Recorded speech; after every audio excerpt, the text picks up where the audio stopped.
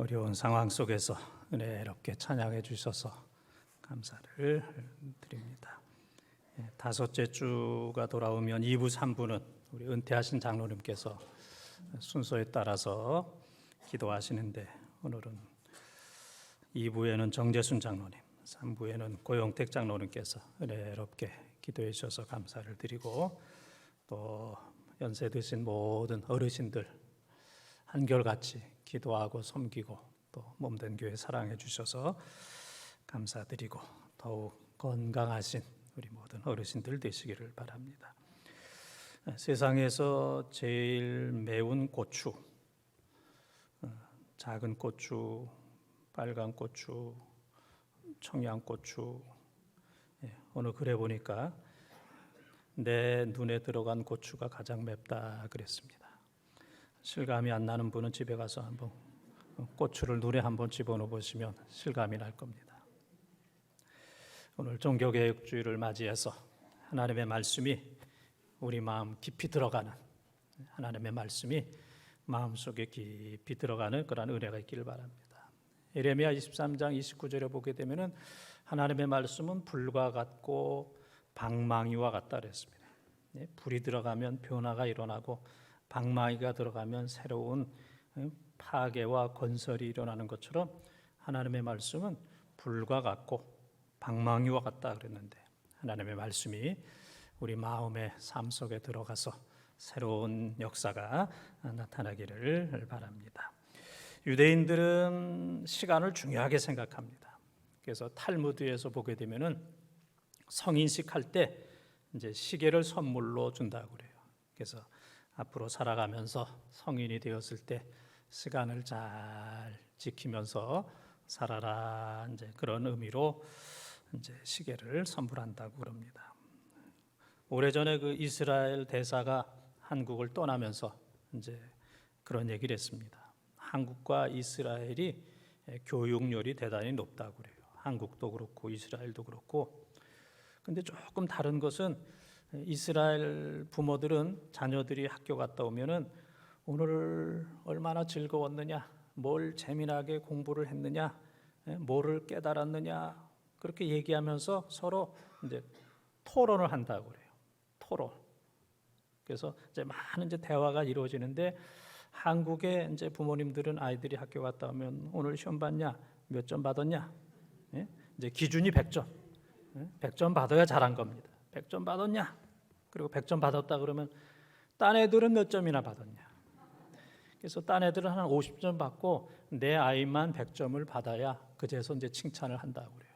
그러니까 이스라엘 어린아이들은 매일매일 칭찬을 받고 자라나는데, 한국의 어린이들은 뭐 1년에 한 번 칭찬받기가 어려운 거예요. 100점 받기도 어려운데 딴 애들이 50점 그렇게 받아야 되니까 그런 날이 뭐 1년에 뭐 몇 번이나 있겠어요. 그래서 아이들이 애는 쓰고 수고는 하지만은 부모님으로부터 참 칭찬받기가 좀 어렵다는 이제 그런 얘기를 한 적이 있습니다. 오늘 우리가 사는 이 세상에는 참 칭찬이 어렵습니다. 칭찬받고 살기가 어려워요. 가정에서도 그렇고, 또 제가 뭐 목회 이렇게 오래 해봤지만은 교인들로부터 참 칭찬받기가 어렵습니다. 우리 교인들은 다 속으로 하고 있는 거죠. 제가 그렇게 믿고 지금까지 있는데 참 칭찬받기가 참 어렵습니다. 반면에 세상에는 박해, 저주, 울음, 악, 또 수많은 원수들이 이제 상당히 많이 있습니다. 그래서 많은 사람들이 참 전쟁처럼 이 세상을, 학교도 전쟁, 교회도 전쟁, 사회도 전쟁, 참 이 전쟁터와 같은 이제 그러한 삶을 이제 살고 있습니다. 오늘 우리는 우리의 시선을 사람이나 세상만 바라보면 평생 싸우며 힘들고 어렵게 살아야 돼요. 우리는 이러한 때에 우리의 시선을 하나님께 고정하고, 또 하나님의 말씀을 듣고, 이 어려운 상황 속에서 우리의 시선을 하나님을 바라보고, 또 하나님께서 어떻게 말씀하시는가 거기에 귀를 기울이게 된다면 우리의 삶은 정말 기적의 삶이 되는 줄 믿습니다. 오늘 우리의 시선을 하나님께 고정하며 살아가는 우리 번동 가족들이 되시기를 축원합니다. 시선 첫 번째 따라하겠습니다. 박해하는 자를 축복하라. 박해하는 자를 축복하라. 14절 말씀을 통독합니다. 너희를 박해하는 자를 축복하라. 축복하고 저주하지 말라. 아멘. 참 어려운 말씀이 있잖아요. 그런데 하나님은 말씀하기를 박해하는 자를 축복하라. 축복하고 두 번이나 축복을 씁니다. 어려우니까. 박해하는 자를 축복하라. 축복하고 저주하지 말라. 참 그렇게 어려운 말씀을 하고 있습니다. 세상에는 첫 번째는 그냥 잘 살아가는 사람을 박해하고 피해를 주며 사는 사람이 있습니다. 사람들을 공격하고 힘들게 하고 어렵게 하고 때리고 망하게 하고 속이고 이제 그런 사람이 있고, 이제 두 번째는 박해하는 자를 박해하는, 나한테 잘하는 사람한테는 또 나도 잘하고, 그러나 누군가 나에게 피해를 주면은 그 사람이 욕하면은 나도 욕하고, 그 사람이 비난하면 나도 비난하고, 그 사람이 주먹으로 치면 나도 주먹으로 치고, 그 사람이 내 일을 부러뜨리면 나도 일을 부러뜨리고, 그러면서 박해하는 자를 박해하면서 이제 살아가는 사람들이 있습니다. 그런데 이제 세 번째는 박해하는 자를 축복하며 사는 사람이 있어요. 나를 박해하는 사람을 참 축복하며 살아간다는 것, 참 이 세상 살기가 얼마나 어렵겠습니까? 그래서 사도행전 11장 26절에 보게 되면은 안디옥의 교인들이 아주 믿음으로 착하게 사니까 그 지역에 있는 사람들이 야, 저 사람들이 그리스도인이다. 그래서 그리스도인이라는 말이 안디옥 교인에게 처음으로 들려지게 됐어요. 예수님처럼 예수님을 위해서 저 사람들을 보면은 예수님을 볼 수 있다. 그래서 그리스도인이다, 그리스도에게 속한 사람이다라고 이제 칭찬을 받았는데, 우리는 이 세 번째 박해가 있지만은 또 그들을 축복하고 선하게 살고, 그래서 세상에 많은 사람들이 야, 저 사람들은 우리와는 다르다. 세상에 속한 사람이 아니고 악에 속한 사람이 아니라 그리스도처럼 살아가는 그리스도에게 속한 그리스도인이다. 우리가 이제 그렇게 살아야 되는데, 사실 우리가 인생을 살아봤지만 참 그렇게 산다는 게 얼마나 어렵습니까? 그래서 우리의 심과 의지와 우리의 생각으로는 도저히 할 수 없는 불가능한 것이기 때문에 하나님 앞에 기도하고, 하나님 그리스도인답게 축복하며 살 수 있도록 능력 위에 능력을 우리에게 부어 주시옵소서. 하나님 앞에 기도하고 능력을 하나님으로부터 공급받을 때 우리는 이제 그러한 삶을 살게 되는 줄 믿습니다. 아주 잘생긴 사람을 한번 보여드리겠습니다. 백종원이라고 하는 사람. 깜짝 놀랐죠? 설교하면서 저런 것도 보여주나. 그래서 제가 이제 검색을 해보니까 이 백종원이라고 하는 분이 금년에 56세더라고요. 56살. 더블 코리아 대표로 사업을 크게 하는 큰 부자잖아요. 1,000억 이상 가지고 있는 큰 부자. 또 방송인이고 또 소유진이라고 하는 탤런트의 남편, 아주 유명한 그런 사람입니다. 그 글을 보니까 그에게는 이제 자녀가 셋이 있는데, 그 자녀들이 나는 이게 먹고 싶어, 다 원하는 거 먹고 싶은 게 다 달라요. 그런데도 이 아빠 되는 이 백종원 씨가 원하는 대로 먹고 싶은 것을 다 이렇게 음식을 해준다고 그래요. 그래서 사실 지금 우리는 우리끼리 예배 드리는 게 얼마나 할렐루야입니까? 우리 자녀들하고 예배 드린다면 우리 못 견딥니다. 백종원이라고는 아버지는 원하는 대로 먹고 싶은 거 다 해준다는데 우리 아버지는 뭐 하느냐고 이제 그런 원망을 들을 수 있었을 텐데, 그래도 우리끼리 예배 드리니까 참 다행한 일이잖아요. 그러니까 이분은 자녀들에게도 참 잘하는구나. 근데 이제 그분이 진행하는 골목 식당이라는 프로가 있습니다.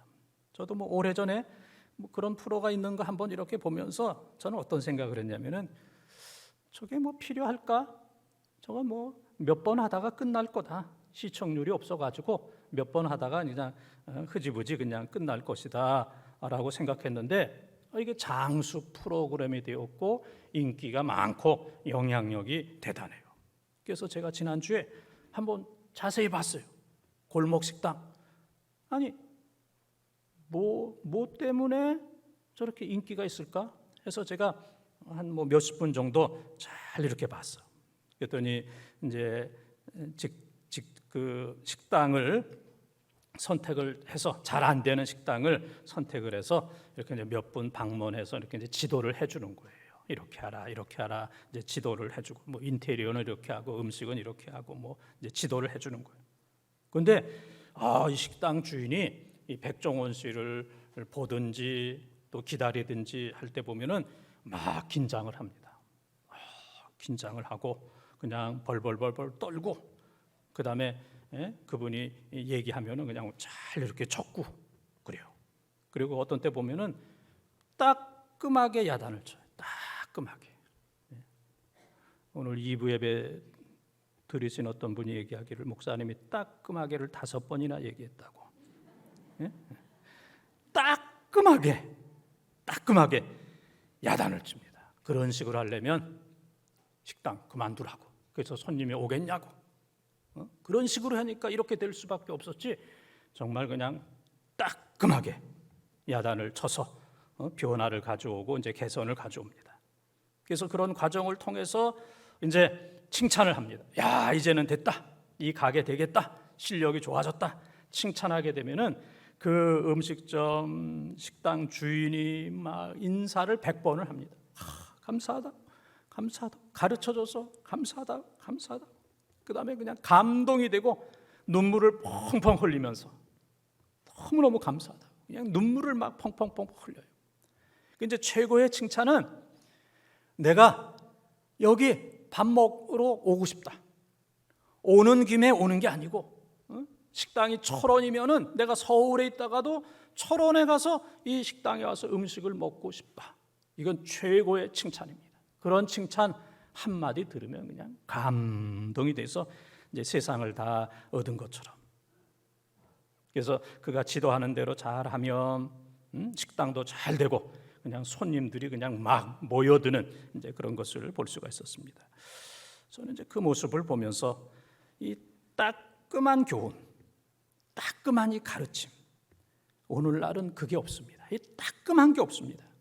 그렇게 해주는 어른이 없고 또 그렇게 해준다 할지라도 그것을 받아들일 수 있는 젊은이들이 없어요. 안 받아들입니다.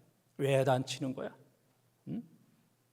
그렇게 해줄 수 있는 존경받는 어른도 없고 그것을 받아들일 수 있는 그러한 젊은이나 그런 시대가 아닙니다.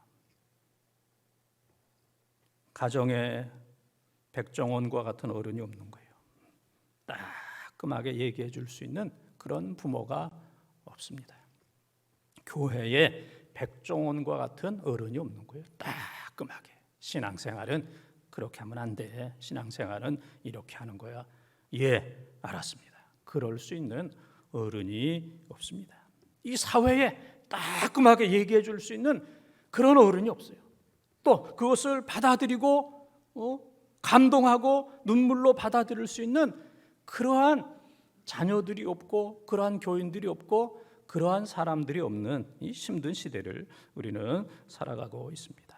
그래서 제가 이 골목 식당을 보면서 우리 부모가 저 백종원 씨처럼 목회자와 우리 사랑하는 성도들이 저 백종원 씨처럼 이 사회의 어른들이 이 백종원 씨처럼 따끔하게 얘기해 줄 수 있는 그래서 젊은 사람들이 감동과 눈물로 받아들일 수 있는 이런 시대가 회복돼야 되겠다 하는 이제 그런 생각을 하게 되었습니다.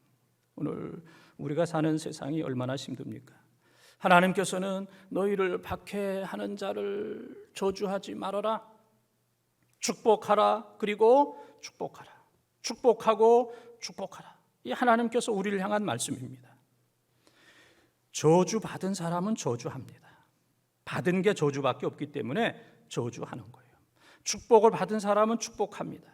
들은 것, 받은 것이 축복이기 때문에 입에서 나아가는 것도 축복하는 거예요. 그래서 시편 109편 17절 18절에 보게 되면은 저주하는 자는 저주를 받는다.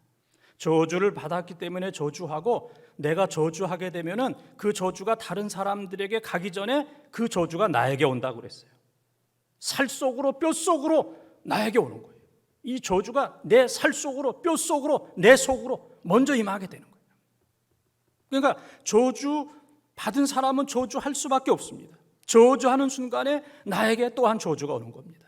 그러니까 주님께서는 사랑하는 자녀들이 저주하면서 저주받으면서 이 불행한 삶을 살면 안 되겠다라고 말씀하시기 때문에 야, 너희가 좀 힘들어도, 듣기 힘들어도, 소화하기 힘들어도 박해를 받으면 박해하는 것이 쉽지만은 그렇게 살면 복을 못 받는다.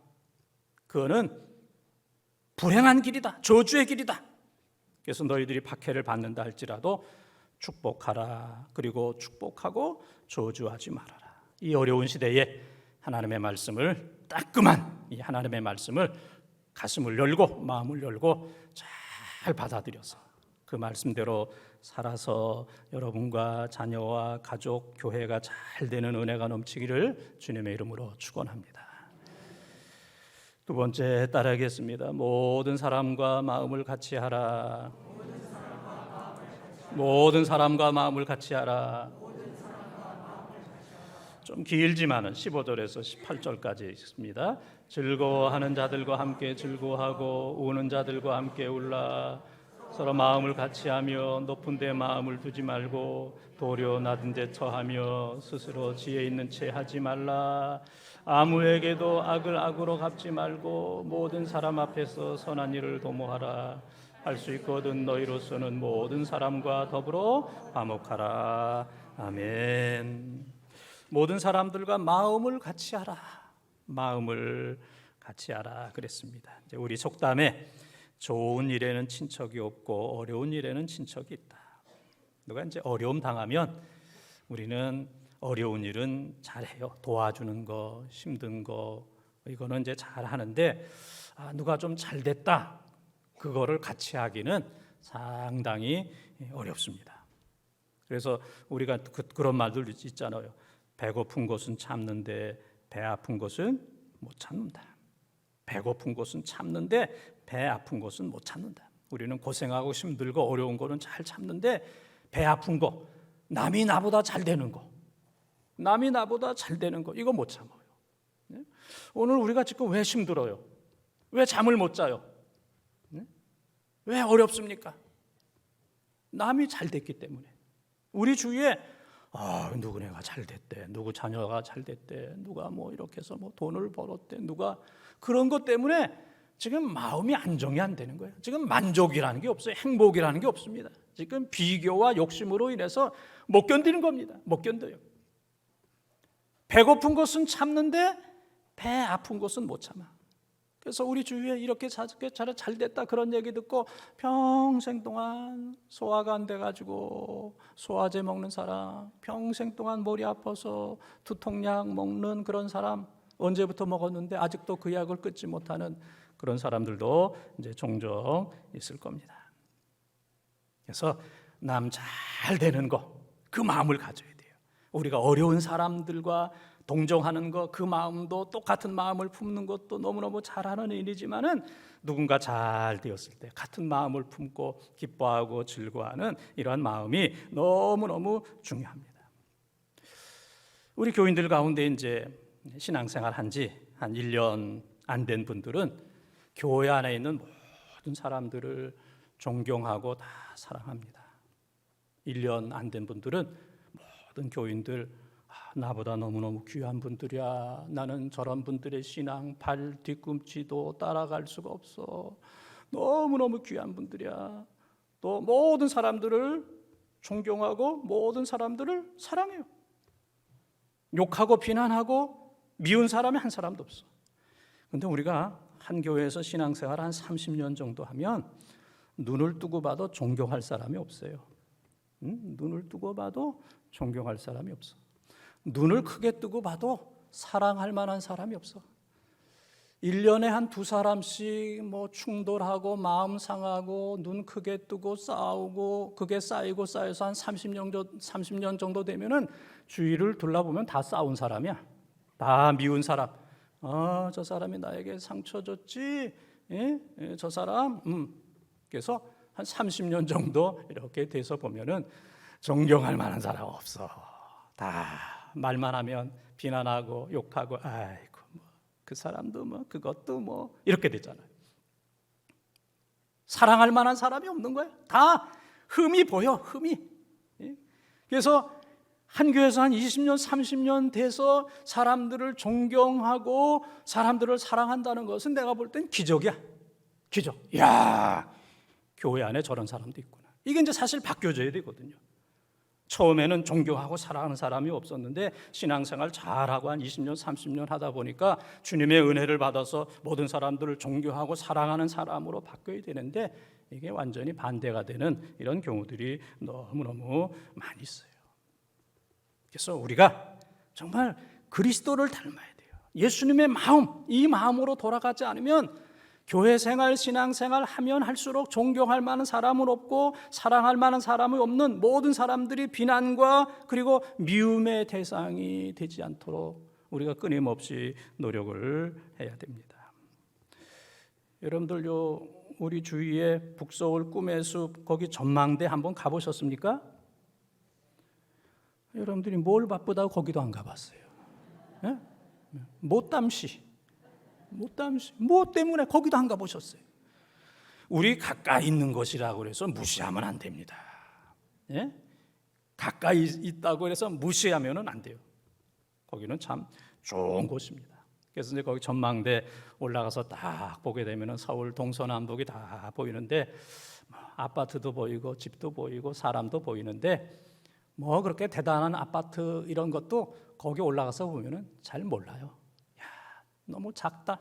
별거 아니다. 사람들이 그냥 뭐 개미처럼 이렇게 잘 보이지 않아요. 올라가서 보면은 야, 별거 아닌데 우리가 너무 크게 생각했구나.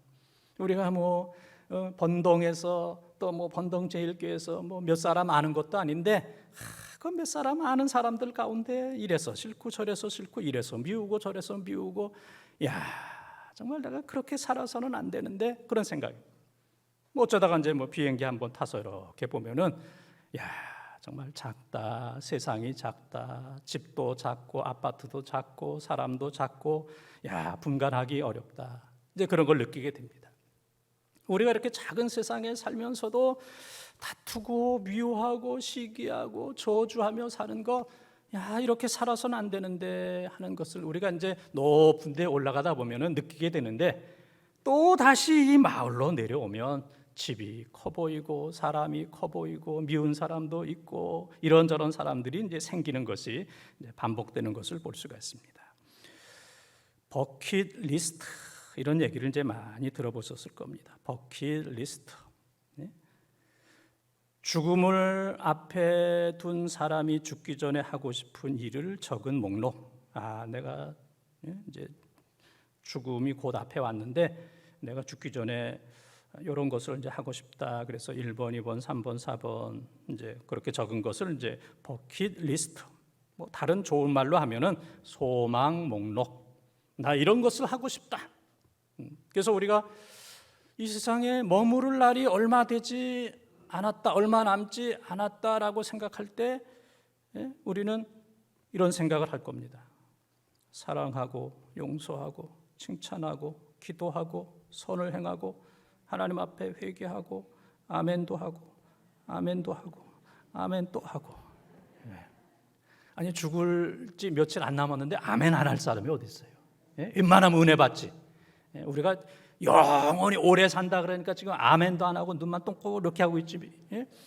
야, 내가 살 날이 얼마 남지 않았어 그러면 교회만 와도 지금 눈물 나고 설교만 들어도 은혜가 되고 말씀만 들어도 은혜가 될 텐데 이거 나는 살 날이 많아. 그렇기 때문에 이제 은혜가 덜한 게 있습니다.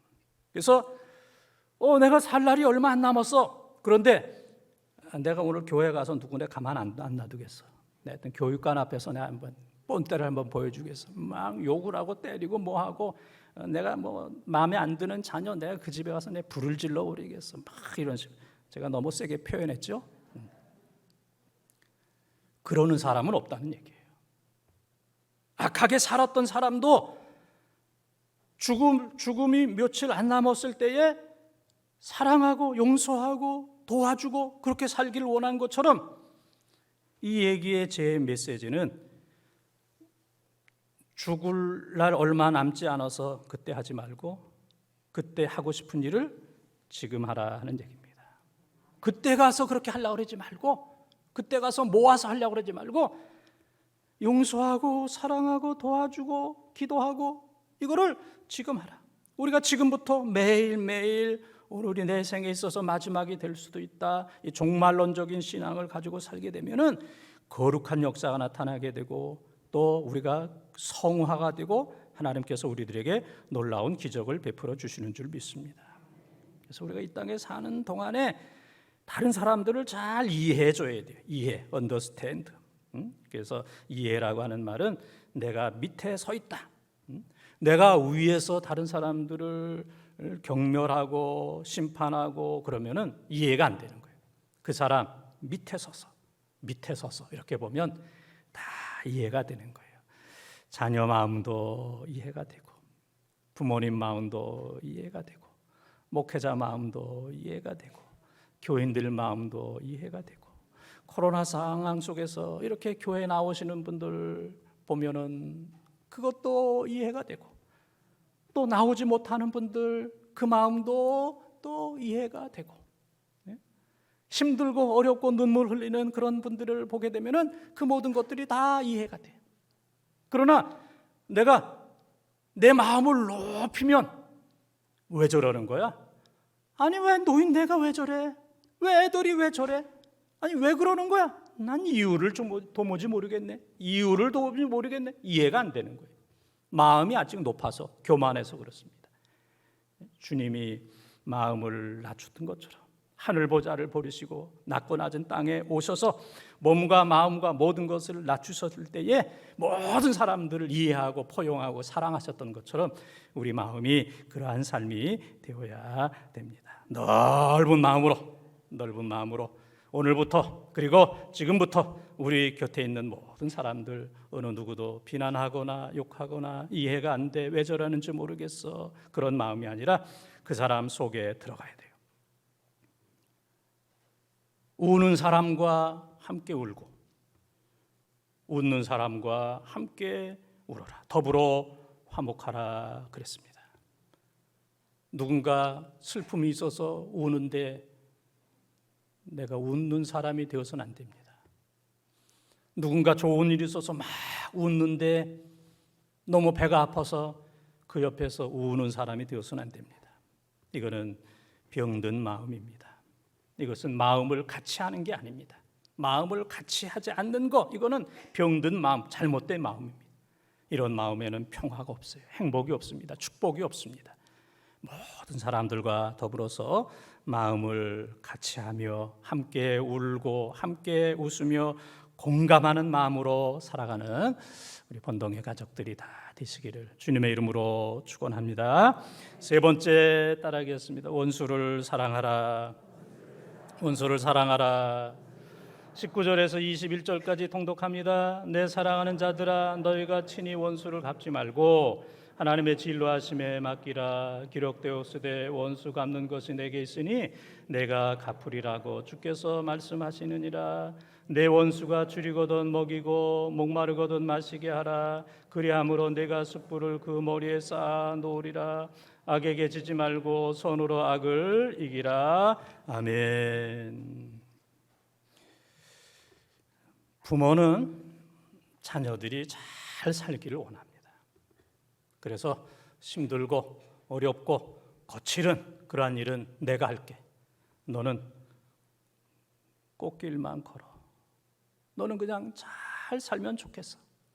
나는 세상 풍랑 풍파 못 당할 거 이런 거 저런 거 너무 많이 봤지만은 그러나 이거는 나로서 끝났으면 좋겠어. 그리고 너는 내 뒤에서 편안하게 행복하게 풍요롭게 꽃길만 거는 인생이 되었으면 좋겠어. 부모는 그런 마음을 가지고 있고 또 자녀가 그렇게 살 수 있도록 또 지금 다 모든 부모들이 최선을 다하고 있습니다. 하나님도 하나님의 자녀들이 잘 사는 걸 원해요. 하나님의 자녀들이 행복하게 잘 사는 것. 그래서 오늘 말씀에 보게 되면은 야, 원수 갚는 거 그거 하려고 그러지 마. 원수 갚는 게 얼마나 어려워요. 1대1로 싸우는 게 얼마나 어렵습니까? 주먹으로 치고 맞고 몽둥이로 때리고 맞고 칼로 찌르고 칼에 찔리고 죽고 살고, 이거 원수와 싸우는 것은 죽느냐 사느냐, 내가 죽느냐 내가 죽느냐, 누가 사느냐, 이건 뭐 생명이 왔다 갔다 하는, 정말 이 다윗이 사무엘상 20장 3절에 보게 되면은 삶과 죽음이 한 걸음 차이다, 그런 얘기를 했어요. 야, 삶과 죽음이 멀리 있는 게 아니고, 이 다윗 같은 경우에도 사울과 밥 먹다가 그냥 창을 던지는 거예요. 밥 먹다가 창을 던지는 거예요. 3번이나 던졌어요. 야, 안 맞았으니까 산 거야. 맞았으면 죽는 거야. 그래서 그것을 체험하면서 삶과 죽음이 멀리 있는 게 아니고 한 걸음 차이다, 그렇게 이제 고백을 합니다. 하나님께서 원수 갚는 거 힘든 일이야. 죽이고 살리는 거, 손에 피를 묻히는 거, 이건 너무 힘든 거야. 그거 너희들이 하려고 그러지 마. 그건 내가 하마. 원수는 내가 갚어. 너희들은 사랑만 해. 너희들은 축복만 해. 너희는 행복하기만 해. 할렐루야. 예? 마귀와 싸우고 원수 갚는 거, 그건 내가 하마. 너희가 그거 하려고 그랬지 마. 너희가 나서서 원수 갚으려고 그러지 마. 그건 내가 다 하마. 너희는 그냥 사랑만 하고 축복만 하라. 이것이 바로 하나님께서 우리를 사랑하시는 말씀입니다. 그래서 내가 원수를 갚으려고 하면 원수가 강해지고 원수가 많아져요. 아, 내가 누구와 싸워야 되겠다. 그러면 계속 싸워야 돼요. 그러면 싸워야 될 사람이 더 많아져. 원수는 갚는 게 아니고 원수는 사랑하는 거예요. 사랑하면 원수가 없어져요. 원수가 작아집니다. 그래서 우리가 축복의 삶을 사는 것은 원수 갚는 삶이 아니라 원수를 사랑하는 삶. 그 삶이 행복한 삶이기 때문에 하나님께서 원수는 내가 갚을게. 너희들은 사랑하고 축복하기만 해. 우리가 그 말씀을 믿으면 하나님께서 우리들에게 그렇게 되는 은혜가 있는 줄 믿습니다. 오늘도 예배 끝났는데 어떤 분이 저에게 오셔서 목사님, 그 원수 갚지 말고 사랑하라는 말씀이 너무너무 귀한 말씀인데, 우리 친척 가운데 내 돈을 크게 떼먹은 사람이 있어요. 우리 친척 가운데 내 돈을 크게 떼먹어서 우리 가정이, 우리의 삶이, 내 인생이 너무너무 이렇게 어렵습니다.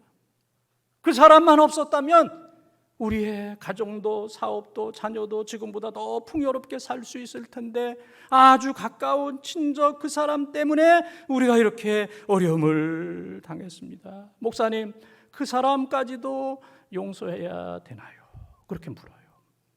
그래서 제가 그 사람한테 얼마나 빌려줬느냐, 또 그 사람한테 돈 받으면 나에게 반을 줄 거냐 얘기하려고 그러다가 그 얘기는 안 하는 게 좋을 것 같아서, 아이고 얼마나 힘드세요. 그래도 사랑하세요. 그러면 그 사람이 변할 겁니다. 원수를 원수로 생각하면 더 원수가 되지만, 더 돈을 못 받지만, 그러나 사랑하면 변화가 일어날 겁니다. 그래서 오늘 말씀도 보게 되면은 사람 머리에 숯불을 올려놓으면 얼마나 뜨거워요. 그러면 뜨겁고 얼굴이 화끈거리고 그냥 막 땀이 날 겁니다. 땀이 날 거예요. 마찬가지로 원수를 먹이고 마시고 원수한테 잘 해주게 된다면 그 사람 머리에 숯불을 올려놓은 것처럼 그 사람 스스로 얼굴이 빨개지고 부끄러워진다. 나는 저 사람을 죽이려고 힘들고 어렵겠는데 저 사람은 나를 이렇게 먹을 것도 주고 마실 것도 주고 나를 사랑해주고 배려해주고, 아이고 내가 잘못했다. 저렇게 착한 사람한테 내가 잘못했다. 그래서 숯불을 머리에 올려놓은 것처럼 스스로 부끄러워하고 스스로 회개를 하게 된다는 이제 그런 말씀입니다. 사랑하는 본동 가족 여러분, 코로나가 없어도 세상은 살기 힘들었어요. 코로나가 없을 때에도 다 힘들다고 그랬어요. 코로나가 없을 때에도 너무 힘들다, 견디기 어렵다, 힘들다, 다 그랬습니다. 그런데 힘든 세상에 코로나까지 와가지고 눈 온 뒤에 서리가 내리듯이 설상가상, 눈도 미끄러운데 거기에 서리가 내려서 더 미끄러운 것처럼 어려운 세상에 코로나가 와서 너무너무 어렵게 살고 있습니다. 어렵게 살다 보니까 사람이 과격해졌어. 웬만하면 욕 나오고 비난하고 저주하고 싸우고 다투고 원수들이 너무너무 많아졌어요. 이런 세상 속에서 어느 누구도 행복해질 수가 없어요. 오늘 종교개혁주의를 맞이해서 주님께서 우리들에게 말씀하십니다.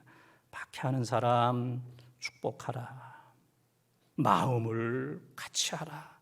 원수를 마태복음 5장 44절 사랑하라. 이게 사는 길이야. 박해하는 사람 박해하면 다 주고, 마음이 같지 않으면 늘 어려워. 원수를 원수로 갚으면 다 주고.